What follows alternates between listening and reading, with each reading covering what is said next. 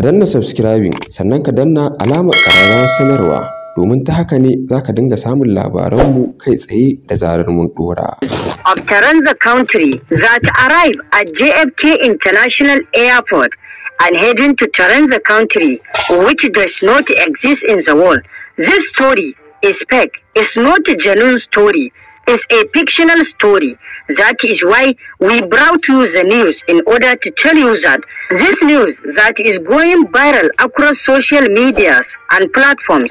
This video is not a genuine video.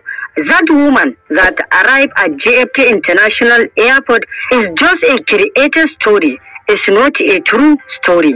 Wannan tabbatin gaskiya ne kamar yadda muka kawo muku wato cewa wannan labari na wannan mata wata tsohuwa wadda ta bayyana wato a wani airport da ake ce masa JFK Airport, wanda ake faɗin cewa ta zo ne daga wata duniyar wanda ake batu a kanta wato a kafafen sada zumunta. To wannan labari wasu ne suka kirkire shi, ba labari ne na gaskiya ba. Zahiri dai da farko labarin ya razana mutane duba da irin yadda ya ɗauki hankula, duba da cewar labari ne wanda ya zo da abubuwa na ban ta'ajibi da ban mamaki, inda wasu ma suke cewa wannan matar anya kuwa ba aljana ce ba? To idan ba aljana bace ba, ta yaya za a yi ta bayyana ta zo ta ce za ta wata ƙasa wadda babu ita a doron duniya mai suna Taranza? Wannan ƙasa Taranza babu ita a faɗin duniya kwata-kwata. Ta zo airport inda ta nemi ta tasar da hankalin wato waɗanda suke na filin jirgi. Ma'aikatan filin jirgin suka sha mamaki kuma suka karɓi fasfot ɗinta na tafiye-tafiyenta, kuma suka ga cewar ga dai ƙasar a jerin wato yanda ta zo da fasfot ɗinta, kuma ta ziyarci ƙasashe da dama a jerin ƙasashen duniya, kuma waɗanda ƙasashen da ta ziyarta babu su kwata-kwata a cikin ƙasashen nan da muke na namu, amma dai ta ziyarce su kuma a mazaunin ƙasashe ne duka, kuma a fasfot ɗinta na tafiye-tafiyenta duka hakan ya nuna. To amma abin da ya ɗaure kai shine da aka ce mata babu wannan ƙasar a doron duniya, sai ta ringa mamaki, shin anya ku a duniyar ta take? Wannan ce ta sanya wasu ke tunanin cewar wato wannan mata ba a wannan duniya take ba. To ga waɗanda suke ta maganganu kala-kala a kan bidiyon, wasu su ce matan nan ba mutum ba ce, aljana ce, wasu su ce daga wata duniyar ta zo. To wannan mata babu wani batu akan daga wata duniya ta zo ko kuma wani zance ga magana. A'a, bidiyo ne da aka kirkire shi da fasahar zamani ta wato kirkirar bidiyo. Zaka ga mutum kamar zahiri a gaske shi ne, amma ba shi ɗin bane ba.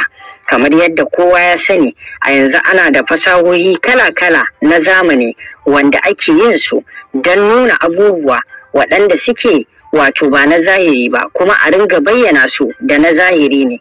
To irin waɗannan dai su ne bidiyoyin da ake kirkira.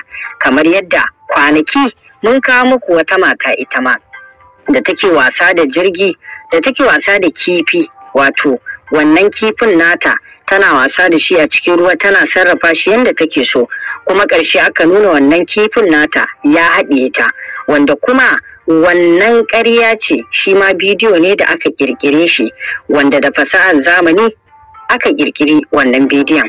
Bidiyon ya ɗauki hankulan mutane da dama, wasu sun sha kuka saboda cewar bidiyon kifin da ya haɗiye ta wato ya ba daban ta'ajibi saboda yadda suka saba da kifin. Aka ce wai karnin jini ne ta ya ji a jikinta lokacin tana haila, wato jinin ya sanya kifin shi kuma ya haɗiye ta. Wannan dai maganganu aka yi ta yi kala-kala, wasu su ce ai yunwa kifin ya ji bata baci abinci ba, da dai sauran maganganu da aka yi ta yi, wanda sai daga ƙarshe maganganu da bincike da ake yi aka gano cewar wato wannan bidiyo na matar da kifin ya haɗiye ta ƙarya ne. To haka shi ma wannan bidiyon na wannan mata da ta zo tsohuwa wato take neman zuwa Taranza country, ƙasar da babu ita, wato mai suna Taranza babu ita a doron duniya. Shi ma bidiyo ne da aka kirkire shi aka ɗauki hankulan mutane, amma a zahiri babu wannan ƙasa kuma babu ma wata mata da ta taɓa zuwa.